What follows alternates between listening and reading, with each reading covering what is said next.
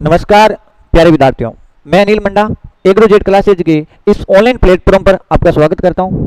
प्यारे विद्यार्थियों, जेड का एग्जाम आपके बहुत नज़दीक की बात करें तो कल 27 जून को आयोजित होने जा रहा है और जेड के जो एडमिट कार्ड हैं वो आपके 22 जून को जारी कर दिए गए। सभी विद्यार्थियों को अपने यूजर आईडी व पासवर्ड के माध्यम से एडमिट कार्ड प्राप्त कर लिए गए हैं और आपका जो एग्जाम सिटी है और जो आपके जिस लोकेशन पे आपका एग्जाम होगा, जिस विद्यालय प्रांगण में आपका एग्जाम होगा, वो आपको एड्रेस पता चल गया एडमिट कार्ड के माध्यम से। तो उसमें कुछ दिशा निर्देश दे रखे हैं। उस दिशा निर्देश के संबंध में हम आपके बीच में रूबरू हैं और दिशा निर्देश के बारे में आपको बताएंगे किन किन बातों की विशेष सावधानी रखनी चाहिए। एक बेटा छोटी सी गलती से आपकी परीक्षा प्रभावित हो सकती है, तो कुछ विशेष बातों का ध्यान में रखना बहुत ही जरूरी है। तो बेटा बात करें, आपका जो जेड का एग्जाम है कल 27 जून को आयोजित होगा। वार की बात करें, आपका शनिवार है और प्रथम पारी में जेईटी यूजी का आपका एग्जाम है।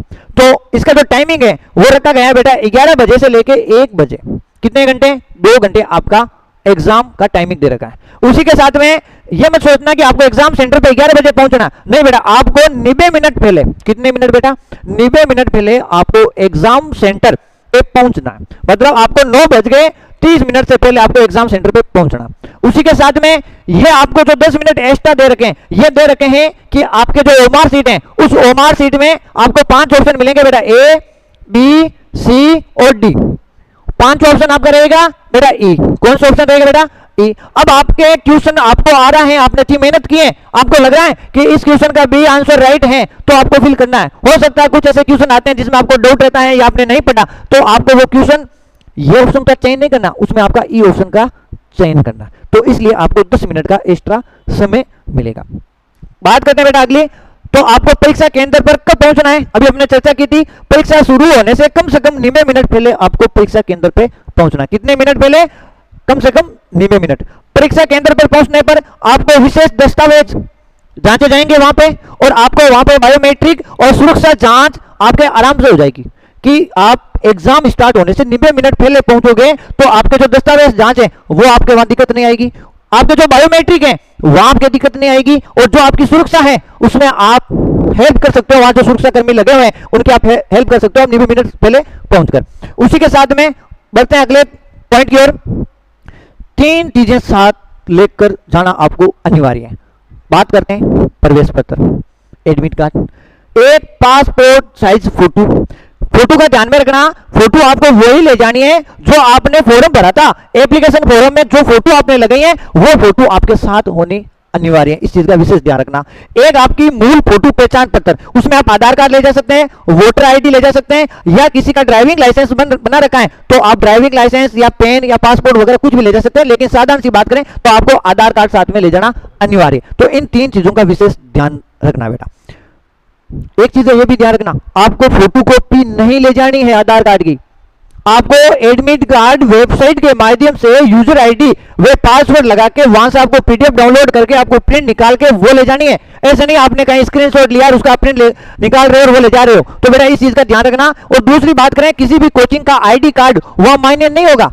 अब आईडी कार्ड लेते हैं, आपके मन में यह आता है कि अपन कोचिंग का आईडी कार्ड, नहीं बेटा, ये गलती आप विशेष मत कर देना। जो सफलता की पहली पीढ़ी और पहली सीढ़ी है वो सही तैयारी और सही जानकारी के तहत अपन के चलते हैं। अगली बात करते हैं बेटा, परीक्षा केंद्र नहीं बदला जाएगा। ये चीज साधारण सी बात है। आपका तुमकल एग्जाम है तो पॉसिबल तो है नहीं आपका परीक्षा केंद्र बदलने में, उसमें आपको कोई चिंता नहीं करनी है। आपने एडमिट कार्ड डाउनलोड कर रखा है, जो लोकेशन पे रखे हैं उस लोकेशन पर 90 मिनट परीक्षा प्रारंभ होने से पहले आपको पहुंचना है। चलते हैं बेटा अगली बात की ओर। अपनी निर्धारित सीट पर ही बैठे। आप जैसे परीक्षा केंद्र पे प्रवेश करते हो वहां आपकी जांच हो जाती है दस्तावेज की। आपकी बायोमेट्रिक और सुरक्षा जांच होने के बाद में जैसे अपने परीक्षा हॉल में आप एंट्री करते हो तो वहां अपने जो रोल नंबर है जिस सीट पे लगे हुए हैं उसी सीट पे आपको बैठना है। ऐसे नहीं आप कोई दूसरे विद्यार्थी की सीट पे आपने रोल नंबर मैच नहीं किए और आप दूसरे विद्यार्थी की सीट पे जाके बैठ गए तो आपकी परीक्षा प्रभावित हो सकती है। तो इस बात का भी आपको विशेष ध्यान रखना है। रोल नंबर के अनुसार जो सीट आवंटित की गई है उसी सीट पे आपको बैठना है, दूसरी सीट पे आपको नहीं बैठना। चलते हैं बेटा अगली पॉइंट की ओर। सबसे ज्यादा बेटा यही पॉइंट है, ओमा सीट कैसे भरें।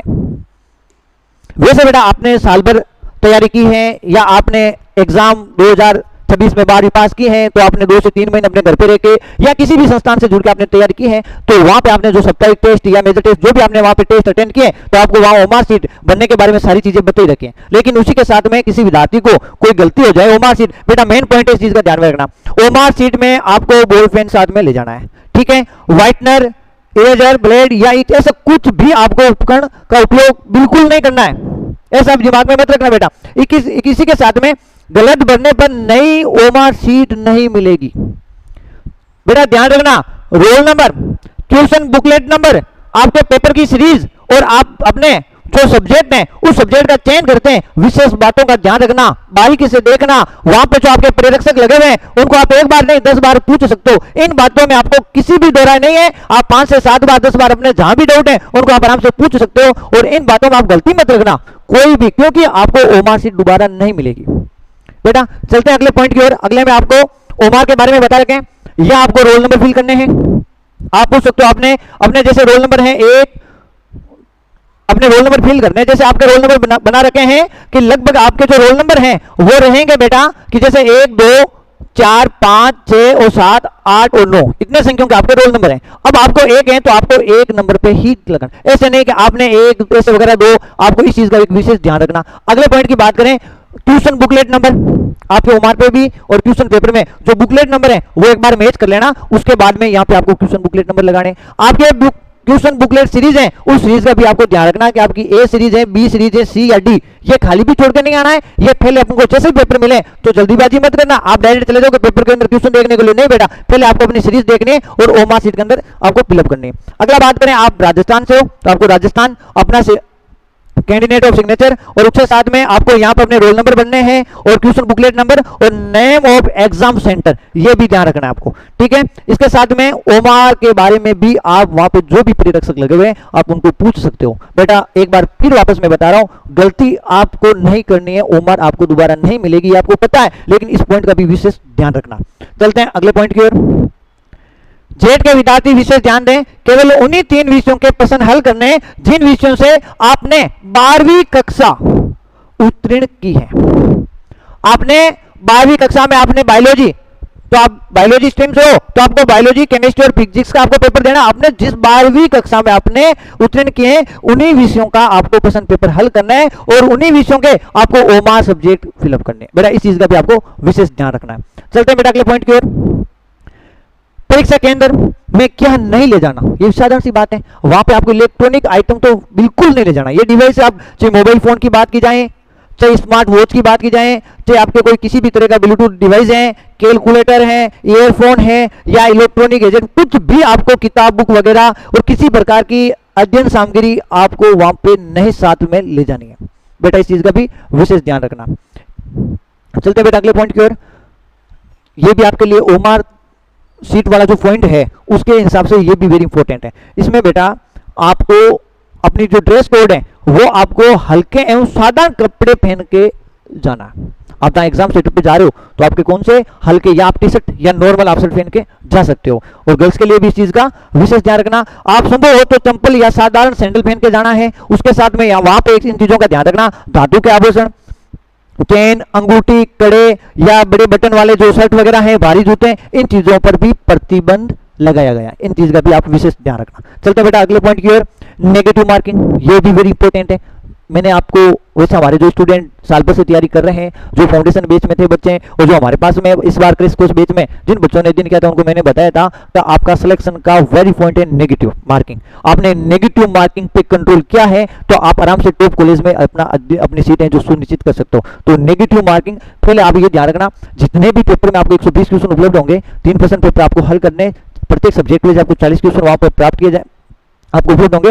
एक सब्जेक्ट की बात, तीनों सब्जेक्ट में बात करें तो आपको जितने क्वेश्चन आपको आ रहे हैं वही क्वेश्चन आपको करने हैं। गलत करने की आप है जो आपको लग रहा है डाउट है या आपको लग रहा है ये क्वेश्चन अपने साल भर या आप जहां भी आपने नहीं पढ़ा तो उस क्वेश्चन से आप वंचित रहना है, उसको फिलअप नहीं करना है, क्योंकि आप नेगेटिव गलत क्वेश्चन करोगे तो आपको नेगेटिव मार्किंग बढ़ेगी और नेगेटिव मार्किंग बढ़ जाएगी तो आप सिलेक्शन से बाहर हो सकते हो। इस चीज का भी ध्यान रखना है, ठीक है बेटा। और नेगेटिव मार्किंग कितनी है आपके बेटा, जैसे 1/4 की बात की जाती है, कितने बेटा 1/4, आपने 4 क्वेश्चन गलत किए तो आपने जो 1 क्वेश्चन राइट किया वो आपके कर जाएंगे, ठीक है।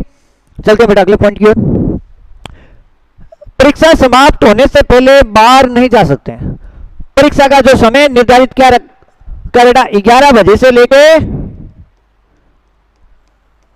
1 बजे तक, उसमें आपको 10 मिनट का एक्स्ट्रा समय मिलेगा जो आपको ओमार शीट को चेक करना है, ये ऑप्शन फिलअप करने के लिए। वहां आपका टाइम है, उस टाइम होने के बाद में आप ओमार शीट वहां पे जो परिरक्षक लगे हुए हैं उन परिरक्षकों को प्राप्त करके उसके बाद उनको बाद में आपको वहां से निकलना। चलते हैं बेटा नेक्स्ट पॉइंट की ओर। परीक्षा समाप्त होने में परीक्षा कक्ष में ही रहें और बाहर निकलने से पहले अपनी ओमार शीट जो वहां पे अभी जाकर को अवश्य जमा करवाएं। ठीक है, चलते हैं बेटा नेक्स्ट पॉइंट की ओर। आपके सारे पॉइंट वेरी इंपॉर्टेंट थे और मेरे हिसाब से आपने एडमिट कार्ड में जो दिशा निर्देश दे रखे हैं उनको अच्छी तरह से आपने 1 से 2 बार अवलोकन किया है। आप ऐसी गलती ना करें और मुझे विश्वास है एग्रीकल्चर विद्यार्थियों पर, क्योंकि वो अपनी मेहनत है, वो अपनी कड़ी मेहनत करते हैं और उनकी मेहनत के बदौलत उनका जो रिजल्ट है वो परिणाम एक अलग ही निकल के आएगा। तो बेटा संकल्प आपका है, सफलता आपकी है। अब बेटा एग्रोजेट परिवार की ओर से सभी विद्यार्थियों के लिए इस जेट एग्जाम में हार्दिक बधाई और शुभकामनाएं।